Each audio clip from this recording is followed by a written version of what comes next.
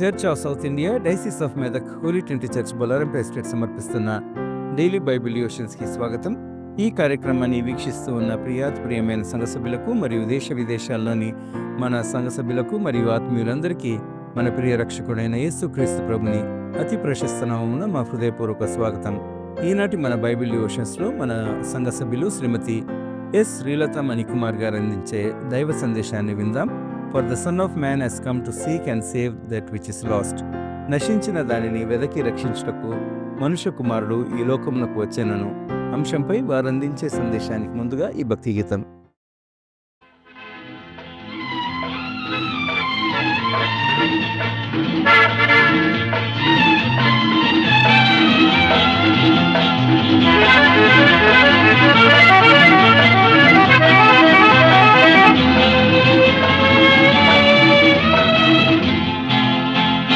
నేనే మార్గము సత్యము జీవమని సజీవ జలవర ప్రదాతని భూమిలో వెలసిన ఓ ప్రభో యేసు ప్రభో, ఈ భూమిలో వెలసిన ఓ ప్రభో యేసు ప్రభో.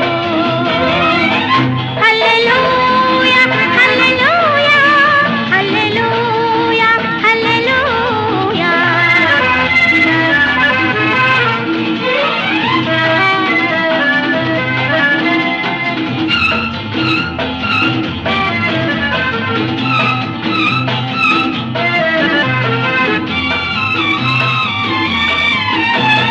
హృదయ శుద్ధి గలవారే దేవుని చూచెదరని, హృదయ వాకిటల నిలచి పిలిచే ప్రేమామయీ, నీ పిలుపు విని నిన్నే కనుగొని మనసే నీ కర్పణ చేసితి ప్రభో.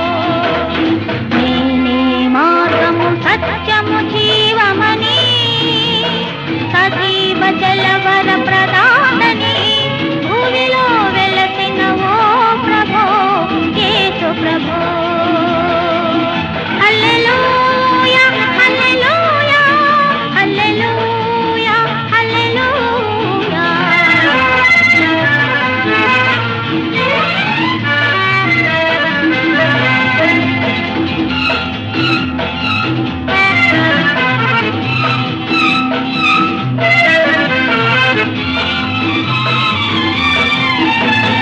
శత్రువే నీ మిత్రుడని ప్రేమతో జీవించమని శాంతి దూతవై నిలచి పలికే కరుణామయీ, నీ సర్వము విని నిన్నే శరణని మహిలో నే నిన్నే కొలిచెద ప్రభో. నేనే మార్గము సత్యము జీవమని సజీవ జలవర ప్రదాతని భూమిలో వెలసిన ఓ ప్రభో యేసు ప్రభో. హల్లెలూయా హల్లెలూయా హల్లెలూయా హల్లెలూయా హల్లెలూయా హల్లెలూయా హల్లెలూయా హల్లెలూయా.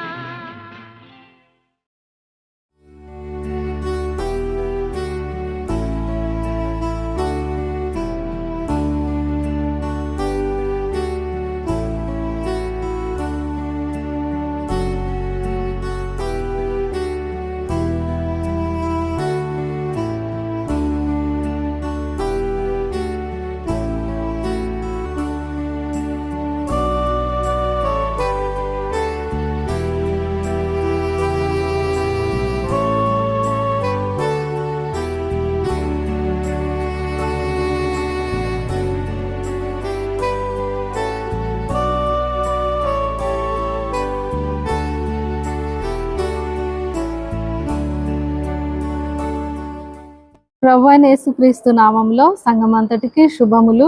డైలీ డివోషన్కు మిమ్మల్ని ప్రేమపూర్వకంగా ఆహ్వానిస్తున్నాను. ఈరోజు లూకా సువార్త 19వ అధ్యాయం నుండి జక్కయ్య జీవితాన్ని మనము చూసుకుందాం. దానికి ముందుగా చిన్న ప్రార్థన చేసుకుందాం. ప్రేమగల తండ్రి, దయగల మా ప్రభువా, మీ పరిశుద్ధ నామానికి వందనాలు నాయన. సర్వోన్నతుడైనటువంటి దేవుడవు ప్రభువా. అయ్యా తండ్రి, ఈ లోకముకు మా కొరకు అర్థించి మీ ప్రాణమును బలిదానముగా మాకు ఇచ్చి 3వ దినాన పునరుత్థానుడవై పరమందు తండ్రి కుడి పార్శ్వమున మా కొరకు విజ్ఞాపనకర్తగా ఉన్న మా దేవ, మీకు వందనాలు, స్తోత్రములు. జక్కయ్య జీవితం ద్వారా నాయన మమ్మల్ని మేము పరీక్షించుకొని మీకు మరింత సమీపంగా వచ్చి నీ ప్రేమను అర్థం చేసుకునేటువంటి కృపను మాకు దయచేయమని మా ప్రభువును రక్షకుడు నాయన యేసుక్రీస్తు నామంలో ప్రార్థించి స్తుతించి అడిగి వేడుకుంటున్నాను తండ్రి, ఆమేన్.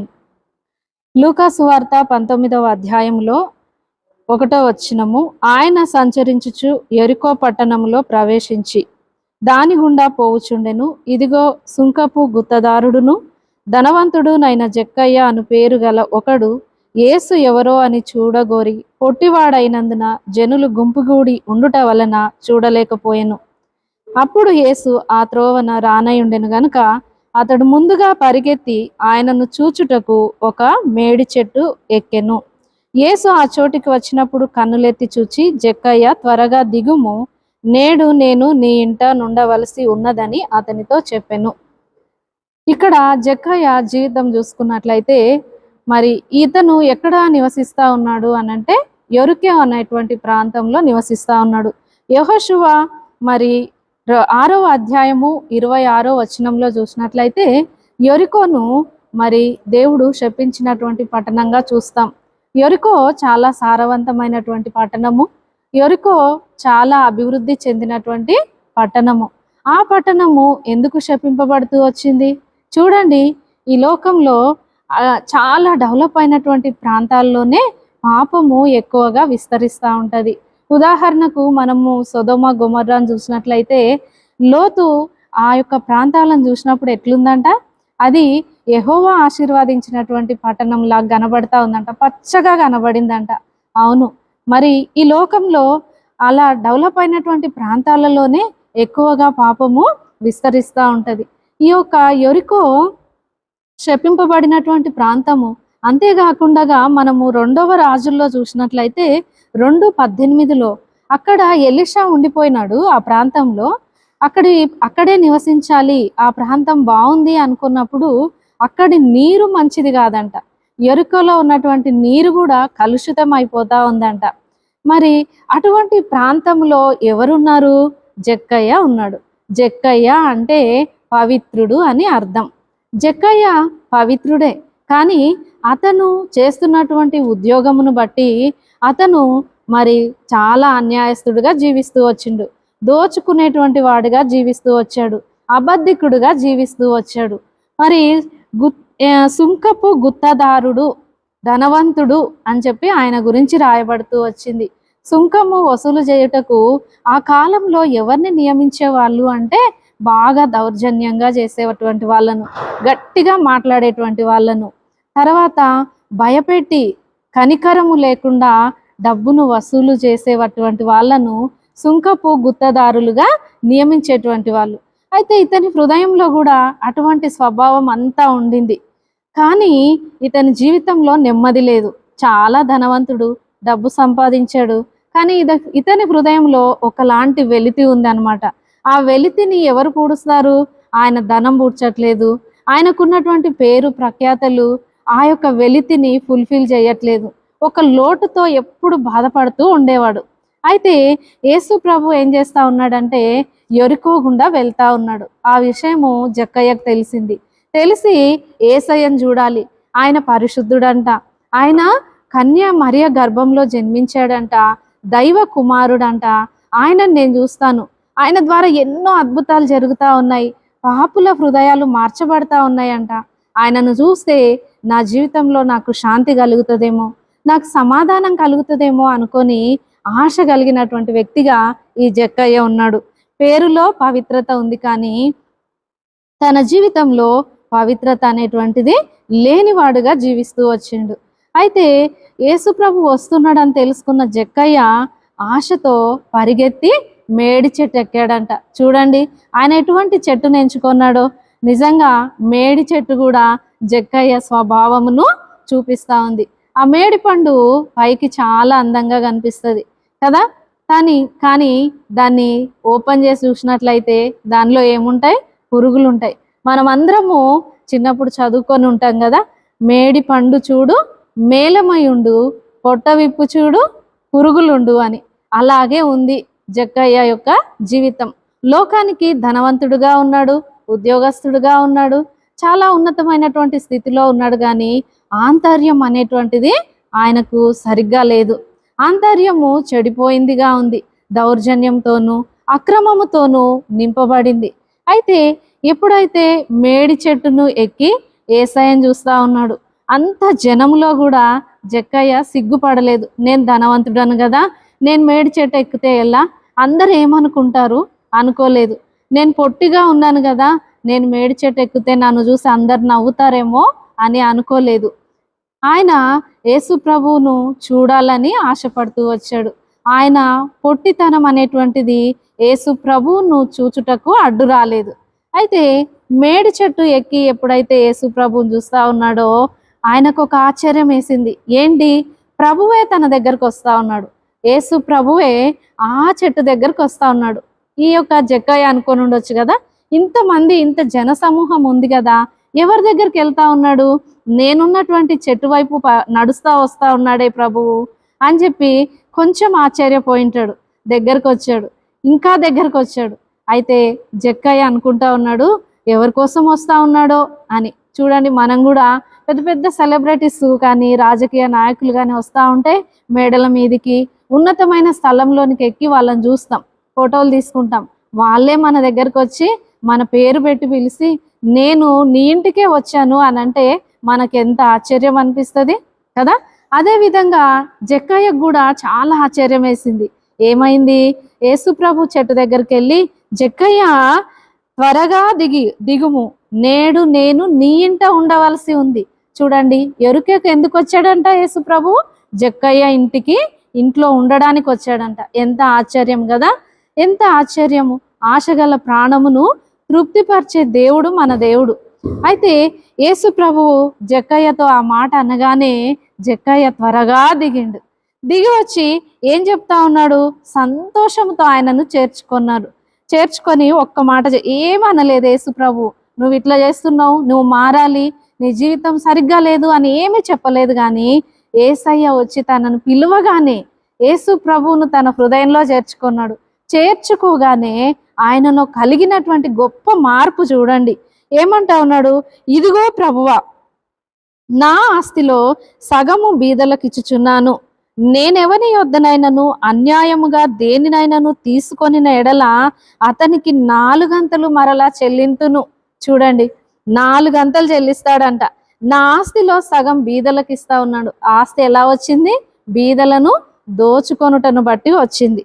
అందుకనే జక్కయ్య అది గ్రహించి నా ఆస్తిని నేను బీదలకు ఇస్తాను ప్రభువా అని చెప్తా ఉన్నాడు. తర్వాత ఆయనను ఆ మాట అనంగానే యేసు ప్రభు ఏమంటా ఉన్నాడు, ఇతడు కూడా అబ్రహాము కుమారుడే అని చెప్తా ఉన్నాడు. చూడండి, నిజమైనటువంటి పవిత్రత జక్కయ్య జీవితంలో ఇప్పుడే వచ్చింది. అబ్రహాము ఎవరు, జనములకు తండ్రి, విశ్వాసులకు తండ్రి. విశ్వాసం ఉంచుటను బట్టి ఈ యొక్క జక్కయ్య అబ్రహాముకు కుమారుడుగా చేయబడ్డాడు. ఈనాడు దేవుడు నీతో నాతో మాట్లాడుతూ ఉన్నాడు. దేవుని బిడలమని చెప్పుకుంటూ ఉన్నాము, కానీ మన ఉద్యోగంలో మనం నమ్మకస్తులంగా ఉన్నామా, దేవుడు మనల్ని ఉంచినటువంటి స్థానంలో నమ్మకంగా మనం జీవిస్తా ఉన్నామా, అది ఏదైనా కానీ కుటుంబ బాధ్యతలైనా కానీ అందులో మరి నమ్మకంగా మనం ఉన్నట్లయితే దేవుడు సంతోషిస్తాడు. నీవు నేను కూడా దేవుని బిడ్డలముగా చేయబడతాం. అటువంటి కృప దేవుడు మనందరికీ దయచేయునుగాక.